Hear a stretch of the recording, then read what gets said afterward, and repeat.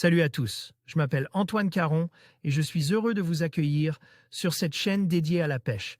Ici, je partage des astuces sur la pêche, le choix des appâts et des leurres, et j'aide également les débutants. Abonnez-vous pour rester toujours au courant. Et maintenant, passons au sujet du jour. Bonjour à tous. Dans cette vidéo, je vous emmène avec moi pour la deuxième journée du Salmo Trek 8024, une aventure qui s'annonce décisive sous la pluie. Nous allons explorer des paysages magnifiques tout en affrontant les défis que la météo nous réserve. Préparez-vous à vivre des moments intenses, des rencontres inoubliables et, bien sûr, quelques surprises en chemin. Restez avec moi pour découvrir comment nous avons surmonté ces conditions difficiles et ce que cette journée nous a appris. C'est parti! Le réveil sonne à 5 heures et il faut déjà se lever, replier le bivouac et préparer nos affaires pour repartir à 6 heures du matin. Des conditions climatiques dantesques, une pluie fine nous accompagne, mais au loin le tonnerre gronde. Nous repêchons les lacs de la veille et rentrons quelques poissons. Malheureusement, nous en décrochons un trop grand nombre. Nous avons beaucoup de touches courtes à la native spoon 2,5 grammes et nous ne concrétisons que trop peu pour vraiment rattraper notre retard. Déjà, nos espoirs de podium s'effritent lentement. D'autant plus que nous devons faire de longues pauses sans pêcher, car l'orage passe au-dessus de nous.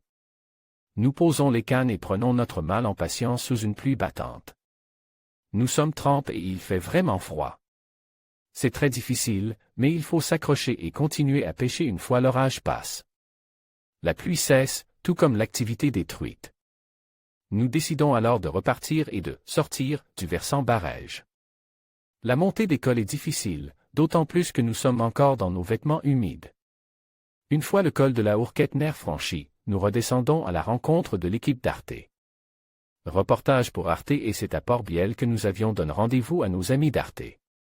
Une équipe très professionnelle constituée d'un directeur, d'un cadreur et d'un ingénieur du son. Même si c'est une petite contrainte supplémentaire, plan de coupe, pose des micros, questions diverses. Il faut avouer qu'ils ont été très peu intrusifs et nous ont largement laissé pêcher. Nous tentons donc de faire un début de quota omble sous les caméras complètement dans la brume. À la native spoon 7 grammes je parviens à en prendre 4 et Thomas rentre une fario supplémentaire. Il est déjà temps d'aller au bivouac de Gourner en contrebas pour passer la nuit. Grâce aux antennes satellites Starlink, nous pouvons envoyer nos prises et voir le dernier classement provisoire. Nous sommes 4e, mais plutôt loin derrière Simon Skodavolp et Mathieu Vielescaz qui eux non plus n'ont pas encore bouclé leur quota omble. La journée est passée à une vitesse folle malgré la pluie, les poissons, les décrochages et encore la longue marche réalisée.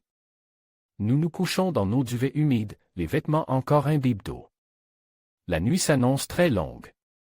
En conclusion, cette deuxième journée du Salmo Trek 4 2024 a été marquée par des défis sous la pluie, mais aussi par des moments de camaraderie et de détermination. Les participants ont su faire preuve de résilience face aux conditions climatiques difficiles, prouvant ainsi que l'esprit d'équipe et la passion pour l'aventure peuvent surmonter tous les obstacles. Restez connectés pour découvrir la suite de cette incroyable aventure et les leçons que nous en tirerons.